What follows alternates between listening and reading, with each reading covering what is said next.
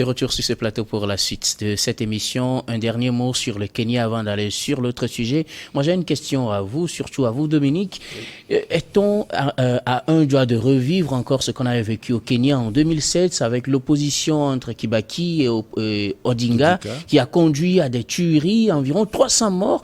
Aujourd'hui, c'est le même Odinga qui est face à un autre, à William Ruto. On voit encore des affrontements. Est-on à un doigt de revivre la même situation? Oui, je pense que ce n'est pas le souhait. Mais c'est ce que nous sommes en train d'observer quand c'est un homme politique qui prend les revendications sociales et qui pour les porter, c'est là ça pose problème. Est-ce que nous sommes dans une lutte politique ou une lutte sociale? Donc ce n'est pas loin si on a à partir déjà pour 3 jours, on a compté quand même, il y a déjà un mort, je pense. Il y a 2 ou 3 morts. Il y en a eu 3 déjà. Le nombre, on a commencé par compter quand même des morts. Ça veut dire que il faut nécessairement que Raila Odinga se retrouve sa peau d'homme politique et se ressaisisse et laisser les questions sociales aux organismes de la société civile. C'est vrai que, comme l'a dit mon frère Eric ici, parce que les sociétés civiles ne sont pas crédibles vis-à-vis de ces faits-là qui viennent d'illustrer, mais néanmoins, quand même, ils peuvent entendre, ils peuvent quand même s'organiser minimum pour des questions sociales. Je ne vois pas, et sinon si c'est un homme politique comme Raila Odinga qui va porter ces élections-là, je ne suis pas sûr qu'il va laisser la tâche facile à William Ruto s'il trouve la machine, une machine pour pouvoir déstabiliser le pouvoir de William Ruto. Je pense qu'il serait dans ce rôle et c'est ce qu'il est en train de faire et on ne le souhaite pas parce que ça peut prendre une autre tournure et pour arriver à ce que on a vécu, je ne sais pas, en 2007. Voilà. Et à Clesson, est-on prêt de revivre la même situation au Kenya? Je pense que non, parce que l'Union africaine a donné le ton sur ce sujet et la plupart des nations aussi demandent à ce qu'il y ait de calme. Mais quand vous voyez, les choses sont plus apaisées aujourd'hui que depuis lundi. Donc, je pense qu'ils vont tous les 2 ou tous les 3 savoir garder raison pour ne plus enflammer le Kenya. Erika a touché un point important et l'ACMO a essayé d'appuyer là-dessus. En réalité, c'est que nos sociétés civiles sont teintées de politique et ça ne peut jamais marcher. C'est pourquoi les politiciens font des récupérations chaque fois. Normalement, la société civile doit reconnaître sa place pour savoir que c'est quand la société est biaisée, quand la population est reléguée au calendrier que la société civile doit intervenir. Maintenant, quand on voit la société civile, c'est quand il y a les élections qu'on les voit, alors que normalement, ça ne devait pas être le cas. Je pense que c'est ce que Odinga fait tout de suite, c'est pour récupération politique et parce qu'il avait dit qu'on l'a volé. Mais c'est pas pourquoi c'est maintenant il le fait. Et aux sociétés civiles de Kenya de se lever pour prendre ça. Parce que toute lutte politique, toute lutte sociale qu'un parti politique a pris n'aboutit jamais à terme. N'est-ce pas aussi dû au fait que les sociétés civiles n'ont pas le même poids que des hommes politiques? Non, c'est pas ça. De Raila Odinga. Donne-moi une seconde. Une société civile qui connaît ses objectifs, sa mission, ne se mêle même pas de dire que je suis de tel camp, de tel camp. Quand la société civile est crédible, on le craint. On la craint plutôt. Donc, ici, c'est parce qu'en Afrique, ils sont trop teintés. Soit ils sont des sociétés civiles d'opposition ou des sociétés civiles de pouvoir. Donc, c'est pourquoi ça crée problème. On va juste caricaturer. Lorsque dans nos pays, il y a une force sociale qui essaie d'émerger, en face, les partis au pouvoir créent des organisations pour aller contrer ce que les autres sont en train de faire. Et c'est ça la situation que nous vivons. Et c'est partout en Afrique. Quand il dit les sociétés civiles sont teintées, c'est justement parce que ces sociétés civiles-là, ces organisations, n'arrivent pas à véritablement faire leur travail sur le terrain.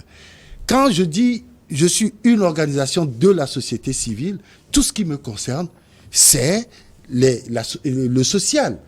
Je ne regarde pas parce que les partis politiques sont là pour faire la politique. Il faut les laisser faire la politique.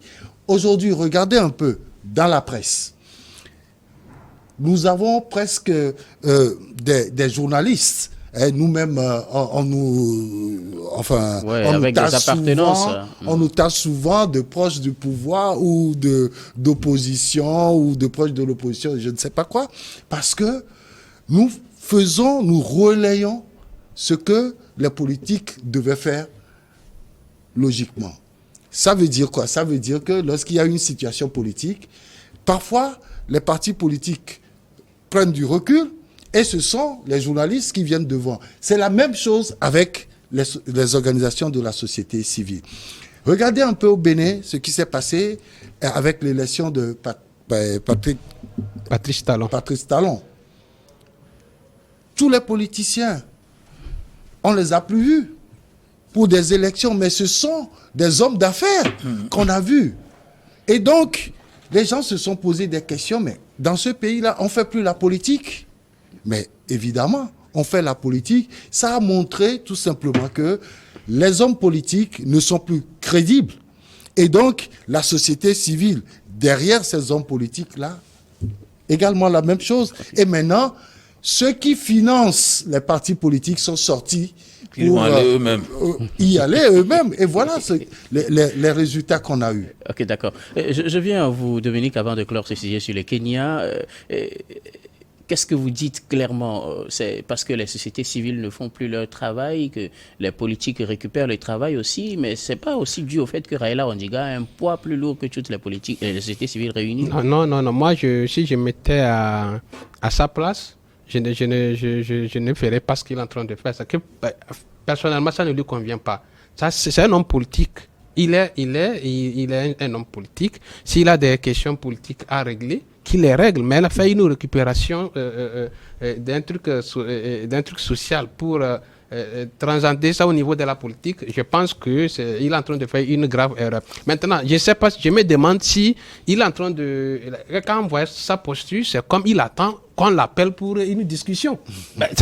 Tu vois, il mélange le cadre politique et le cadre social. Alors que les manifestations sociales, soit le gouvernement prend des mesures pour atténuer ou rentrer en discussion avec les organisations de la société civile pour s'entendre sur un point. Actuellement, si le gouvernement de William Ruto veut discuter avec les manifestants en face, c'est qui on va rencontrer en fait? Raila Odinga, bien sûr. De quelle posture?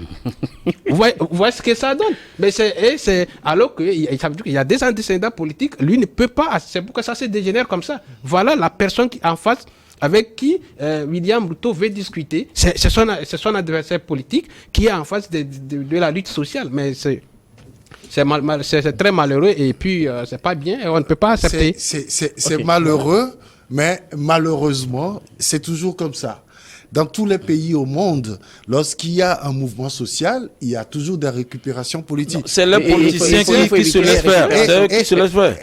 Aux États-Unis, les sociétés civiles n'aiment pas ça et vous allez voir que quelqu'un va remettre le politicien à sa place. Okay, je voudrais juste donner l'exemple de la France avec ce qui se passe aujourd'hui.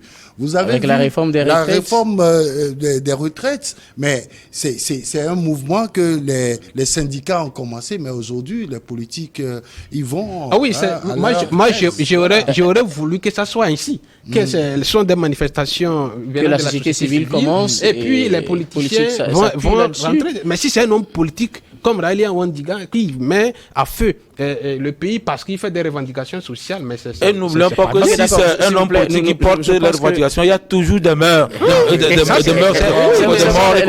On va aller à un autre sujet. Nous prenons la direction du Sénégal. Je crois que le sujet du Kenya est intéressant. Nous allons parler à présent de Ousmane Sonko, qui a été condamné à 2 mois de sursis dans cette affaire qui l'oppose au ministre pour une affaire de diffamation. Je commence avec vous, Akleso. Vous avez appris la condamnation d'Ousmane Sonko, mais condamnation 2 mois de sursis. Moi, je pense que le juge a été tendre avec Ousmane Sonko. On a tendance, on confond les choses. Heureusement qu'on était sur les quais. Les gens confondent quand, peu importe ta casquette politique, quand tu as commis des délits ou tu as une infraction, des crimes, on doit t'appliquer la loi comme ça, doit t'appliquer avec X sans des atténuations. Mais ici, quelqu'un qui accuse un ministre qu'il a volé 29 milliards, je pense qu'il faudrait apporter les preuves. Et maintenant, on n'a pas apporté les preuves. Et dans cette histoire même, quand vous lisez très bien, les avocats de Sonko il y a un qui a été très virulent avec l'un des juges, et l'autre a même demandé, le français a demandé à ce que qu'il y ait insurrection au Sénégal. Vous voyez, normalement, ces choses en droit constituent des situations aggravantes pour la personne. Le crime devait même aller la condamnation devait aller au-delà, parce que ce que les avocats ont réclamé, c'est 2 ans, 3 ans. Donc, je me dis que faut pas qu'on confonde une lutte politique et qu'on remplace la lutte politique par les décisions de la justice. Qu'on laisse le juge jouer leur rôle et on laisse également les politiques jouer leur rôle. Ici, quelqu'un a commis une erreur ou une faute grave, on doit quand même la laisser. Parce que Sonko a demandé à ce que les jeunes sortent. C'est à cause de lui que les jeunes sont sortis et vandalisé les choses. Et moi, je trouve que le juge n'a pas été temps, parce qu'ils ont peur que la population demande qu'il y a quoi, 2 poids, tout ça. Moi, je n'aime pas, parce qu'on ne peut pas dire quelqu'un condamné pour 2 mois et payer une amende de je pense, c'est 200 millions, non? Oui. 200 millions de francs CFA, ça n'a pas de sens. C'est-à-dire que 2 mois d'emprisonnement ne peut pas générer une amende de 200 millions. Ça n'a pas de sens. Donc, je pense qu'on a voulu le punir économiquement, mais lui ouvrir les portes politiquement. Sinon, on devait, l'entente devait aller jusqu'à ce que ça même impiète, puisque la loi sénégalaise dit que quand tu es en prison pour des crimes trop graves, tu ne peux pas postuler pour les élections. Donc, je pense qu'ils ont peur de la grogne populaire et qu'on soit, pourquoi le juge a tamisé un peu les choses. Sinon, quand quelqu'un n'a pas prouvé, et en droit, quand tu accuses quelqu'un de comment ils appellent de diffamation, et que celui qui accuse la personne pour la malveillance, on enferme la personne directement. Et le ministre les avocats du ministre ont donné des preuves palpables. Pour chuter, ce qui m'a un peu intrigué, on crie, Sonko même l'a dit que la France fait ses exécutions en Afrique, tout ça. Au même moment, son avocat est français également dedans. Et le ministre aussi a un avocat français. Donc, faut pas que les gens nous trompent et manipulent la population pour leurs besoins uniquement. Moi, je n'aime pas ça. Dominique, la condamnation de Sonko, 2 mois de prison avec sursis, je reste sur ça. Oui, mais je suis d'accord avec le déroulé de coach. En fait, c'est Sonko qui sort gagnant dans cette affaire que le ministre qui a porté plainte. Et moi, je n'ai pas trouvé la peine à la hauteur de ce qu'il a donné. Vous voyez, c'est ce qu'on dit aux gens. Sonko, ce qu'il est en train de faire au Sénégal, c'est du populisme. Il est dans son rôle du populisme et il est en train de se dégrader politiquement. C'est vrai qu'il y a eu des décisions, il y a eu la décision de la justice qui n'impacte pas son intimité politique, mais il doit savoir que là où ce qu'il est en train de faire en utilisant la rue, les jeunes, il instrumentalise les jeunes pour arbitrer, pour faire un arbitrage dans une affaire judiciaire, c'est que lui-même, il est en train de se détruire et je ne vois pas Sonko un jour président de la République sénégalaise. Soyons francs, parce que ce n'est pas seulement au niveau du Dakar, cette mobilité, on pense qu'il a la popularité. Hein. Mais parfois même, vous allez voir ces jeunes qui vont pour se livrer à ces actes, pour lui apporter son soutien. Peut-être d'autres n'en ont même pas été enregistrés ou bien n'ont même pas de carte d'électeur. Et à la fin, il va encore les appeler pour aller brûler. Mais faites un test, appelez un jeune là-bas, mais où est ta carte d'électeur? Ils n'en ont pas. Ça s'est passé ici chez nous. C'est votre observation de la situation. Non, mais il y a des gens qui disent qui ont revendiqué des victoires ici. Hein, alors qu'on les avait appelés, je parle de notre pays, on les avait appelés de ne pas aller se faire enregistrer. Et malheureusement, ils n'ont pas eu de cartes. Mais après les élections, ils étaient dans la rue pour réclamer la victoire de leur patron ici. Donc ça veut dire que c'est ce qui risque d'arriver à Sonko au Sénégal. En réalité, ce qu'il fait, ce n'est pas très bien. Et moi, je l'ai admiré au début. Il est vraiment très jeune. Il faut qu'il a des questions politiques. Il faut qu'il règle ces questions-là. Et s'il a des affaires également du côté civil, qu'il règle ces affaires civiles que d'instrumentaliser les jeunes pour faire des arbitrages inutiles. Moi, c'est ce que je suis en train de voir. Ce n'est pas bien et ça ne lui donne pas un bon exemple d'être un dirigeant du Sénégal. C'est pas bien. Eric Johnson, Sonko s'en sort avec 2 mois de sursis. Ouais. On parlait d'un procès politique. Et, évidemment, il y a eu une décision politique. Malheureusement pour nos justices. Parce que, vous savez, ou soit il est blanchi, ça veut dire que ce qu'il a dit sur le ministre est vrai, Voilà, ça, je sais. il a tout démontré et on le libère. Mais là, on reconnaît qu'il a diffamé Et on évite de le punir. on évite de lui donner la peine qu'il faut Et voilà. pour sentir effectivement qu'il y a eu une faute. Ce qui se passe là, j'ai écouté l'ancien Premier ministre, Madame Aminata Touré, qui disait que le procès est un procès politique parce qu'on veut empêcher Ousmane Sonko de se présenter aux élections présidentielles l'année prochaine. Mais quand vous écoutez à la fin de la décision de la justice, on a dit clairement que cette décision-là n'empêche pas Sonko d'aller aux élections. Ça veut dire qu'effectivement, il y a eu une décision politique. Donc on a fait le service minimum pour lui permettre d'être toujours dans la course. Dans la course. Et là, je pense que le peuple sénégalais, que nous considérons comme étant un peuple vraiment avancé en démocratie, vient de nous démontrer que la démocratie, ce n'est pas forcément la décision du peuple. Parce que la décision que la justice devait prendre est cette décision du peuple, parce que c'est le rôle que le peuple lui a confié. Malheureusement, ce n'est pas le cas. Aujourd'hui, je me dis, on a vu Sonko, parce que c'est Ousmane Sonko, très populaire aujourd'hui au sein de la jeunesse. Mais tout comme Macky Sall a été porté très haut par ce même peuple-là, véritablement, on vivra les mêmes choses que ce que nous vivons aujourd'hui si Sonko arrivait à prendre le pouvoir forcément par les urnes. Okay, et là encore, merci pour la précision. Encore, il y a beaucoup de choses qui doivent se passer. J'estime que les hommes politiques, excusez-moi, je n'ai pas l'habitude de prononcer ce mot-là en discussion, se foutent de nous, finalement. Oui, parce que tout le monde sait ce qui s'est passé. On n'est pas encore dans son procès contre cette dame-là qui l'accusait de viol. Ici, on est en diffamation. Ça, c'est le chef d'accusation. Mais soit il a diffamé, soit il n'a pas diffamé. On le libère totalement. Oui, totalement. On nous dit, bon, ok, Sonko n'a pas diffamé, il a juste prononcé une phrase et que ça n'a pas d'impact. Mais c'est quelqu'un qui a porté plainte. Un ministre de la République. C'est vrai qu'on dirait peut-être que le ministre a mis la pression, etc. Mais nous voulons que la justice nous démontre que le droit a été dit. Voilà. Okay.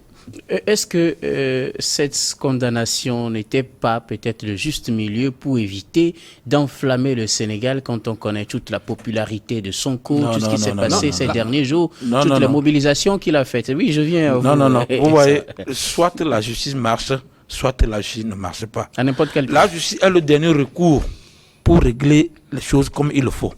Maintenant, je me dis que Ousmane Sonko ne s'est pas attaqué au ministre là politiquement. Il s'est attaqué à lui sur des fonds de droit. Ça voudrait dire que les gens peuvent aller tuer le ministre là parce qu'on a dit qu'il a pris l'argent pour entreprendre des jeunes pour bouffer. Donc les jeunes peuvent aller vandaliser sa maison, le tuer. Beaucoup de choses peuvent sortir de là. Mais oui, on peut parce même... que là, il a livré au verdict populaire. Ouais.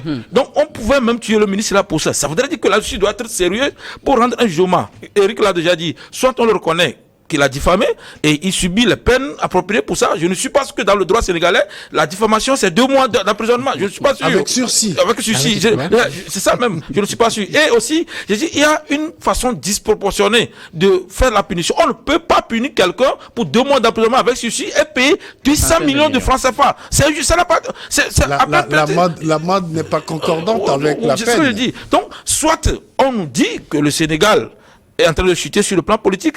Parce que jusqu'à présent, il y a un procès dans 3 mois qui va encore tomber sur Ousmane Sonko. Et c'est le viol, c'est encore plus grave. Ça, c'est un crime. Quand on parle de viol, c'est crime. Donc, d'une manière ou d'une autre, que la justice ait peur, je dis, de l'inculper ou pas, si dans 3 mois, on reconnaît qu'il a violé, il va aller toujours en prison. Et politiquement, il ne peut pas se présenter à la présidence. Donc, on ne peut pas, on ne sert pas la foule. Quand la foule vous élit pour faire un travail, vous faites le travail au nom de la foule pour ces choses-là. Abraham Lincoln disait plutôt que le peuple t'a élu pour gouverner. Gouverne et non faire des négociations. Les politiciens font des erreurs souvent. Ils pensent des calculs politiques. On n'a pas besoin de servir la vindicte populaire. Que le droit se lise. Tôt ou tard, ça fera jurisprudence et pour régler les choses. Moi, je suis sûr que c'est une erreur. Soit on nous dit que Sonko est clean et on le libère, ou soit on nous dit qu'il est coupable et on l'enferme. Ici, ça doit être fait comme ça. Dominique? Oui, moi je disais que en faisant ça, et Macky Sall même s'est mis à genoux devant devant le populiste, parce que moi je vois un gouvernement qui a peur de sanctionner quelqu'un et qui a fait du mal à un autre citoyen. Sinon, les peines dont on annonce 2 mois de sursis avec une amende de 100 millions, c'était tout ça là qu'on a vu, tout ça là que les jeunes sont sortis et tout ça, et puis aujourd'hui on donne cette décision. Je pense que Macky Sall il a failli, et celui qui sort gagnant encore, c'est le Ousmane Sonko. Bon, pour revenir sur les faits, en fait, je ne sais pas pourquoi lui-même, Ousmane Sonko, qui aspire diriger le Sénégal, c'est devant tout le monde, vous et nous l'avons tous. Ce n'est pas que c'est le ministre lui seul qui allait, il a porté plainte parce qu'ils se sont discutés à 2. C'est dans la foulée et sur des déclarations que Ousmane Sonko a dit que le ministre aurait détourné plus de 29 milliards destinés à l'employabilité des jeunes. Ça, c'est si l'affaire, tout le monde l'a écouté. Mais si Sonko n'a pas amené les preuves de ces détournements, mais en réalité, il écope les peines. Mais aujourd'hui, on taille une décision sur mesure, et pour dire que c'est peut-être une décision à l'apaisement, mais ça ne donne pas, ça ne reflète pas l'image d'une justice qui est équitable, que les jeunes doivent aspirer à apprendre beaucoup de choses de cette justice. Le procès a dit ça. Malheureusement, nous sommes des populations, nous sommes obligés d'accepter le verdict. On ne peut pas faire autrement. On n'a pas de moyens pour faire revenir la justice sur sa décision. Elle est déjà prise, c'est un verdict qui est tombé. Nous devons l'accepter parce que nous sommes les populations. Toutefois, je relève que ce verdict-là a été le fruit d'une négociation. Qu'on le veuille ou non, ils vont nous dire que jamais il n'y a pas eu de contact, on n'a pas. Mais je pense que les gens ont fait ça au nom de l'apaisement. Sûrement. Okay, d'accord. Si c'est ça, acceptons. Acceptons-le comme mais, ça. Il fallait purement et simplement aller retirer la plainte. Non, on ne peut pas. Une fois qu'une plainte est déjà portée, je pense que le procureur a le pouvoir de refuser quand vous voulez retirer la plainte. Oui. Et en plus de cela, dans le jugement au tribunal, les avocats de Sonko sont sortis. C'est pourquoi je dis que c'est peut-être une négociation. Ouais, là, ils sont sortis, puisque, je ne sais pas, eux, tous savent qu'en droit pénal, on ne représente pas son client, mais on l'assiste. Mais eux, Sonko n'était pas venu, ils demandaient à ce que le juge a refusé. Quand le juge a refusé, ils sont sortis. Normalement, c'est une situation aggravante. Quand ils sont sortis comme ça, le procès doit être dur. Le jugement doit être dur. Mais finalement, je comprends ce que Eric dit. Peut-être qu'ils ont négocié, puisque moi, je me dis, cet armada d'avocats que Sonko a mené, il y a plus de 5 avocats il a l'argent, et je me dis que la population dont se prétend le défenseur. Oui, et il parle de souverainiste alors que parmi ces avocats, comme tu l'as dit. Je dis que son avocat est français, et j'oublie son nom, question Blanco. Oui.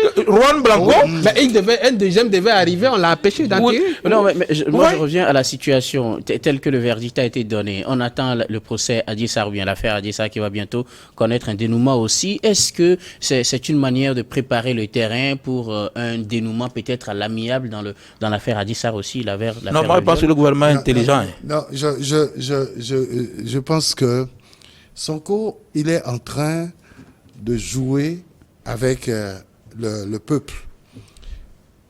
Dès qu'on a annoncé son procès, il a fait sortir des gens.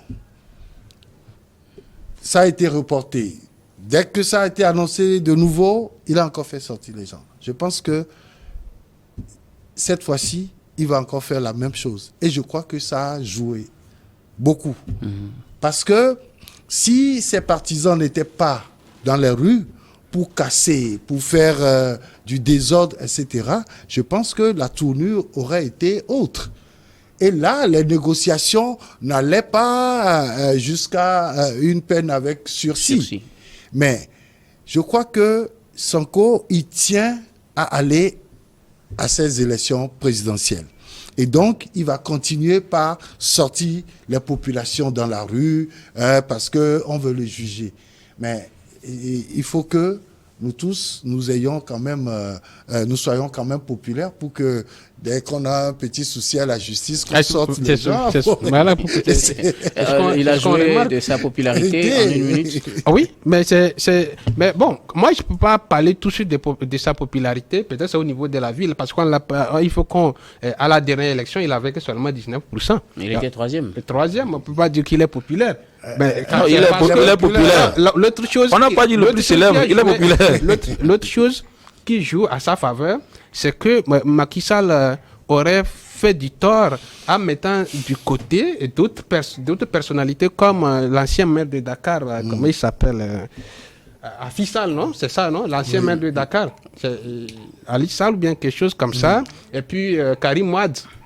Et maintenant, sur le terrain politique, les grandes personnalités sont effacées et Sonko profite de ce beau temps pour faire du populisme. Sinon, en fait, je ne pense pas que c'est quelqu'un qui mesure de taille et qui peut peser lourdement aux élections présidentielles. Et tout ce qu'il est en train de démontrer, il risque de perdre encore plus et ça lui resterait qu'avec ces jeunes Dakarois qui sont en train de sortir pour faire des actes de vandalisme au niveau de la ville. Eric a dit quelque chose qu'on doit bien. Moi, je pense même que depuis le problème avec sa candidate qui n'a pas les papiers à jour, là, c'est comme ça qu'il fait sortir des gens. Donc, moi, je pense que le peuple sénégalais doit être très sérieux dans ce qu'ils veulent. Soit ils condamnent eux-mêmes Sonko par les jeunes, parce que jusqu'à présent, Sonko ne fait que manipuler la jeunesse, parce que la jeunesse a proie aux emplois, tout ça, donc il les manipule comme ça. Il faudrait que la jeunesse se ressaisisse pour savoir qui possède et qui ne pas possède. Même, c'est comme Karim Wade aussi revient finalement au Sénégal. Sauf que je ne sais pas s'il va poser candidature ou pas. Mais il faudrait que les cadres soient redistribués pour que un leader qui compte diriger un pays un jour n'appelle pas la jeunesse à la violence et au vandalisme. Merci beaucoup à Clesson. Peut-être le sujet reviendra dans une autre édition. Merci pour vos contributions. Nous marquons la pause pour le journal, puis on revient après.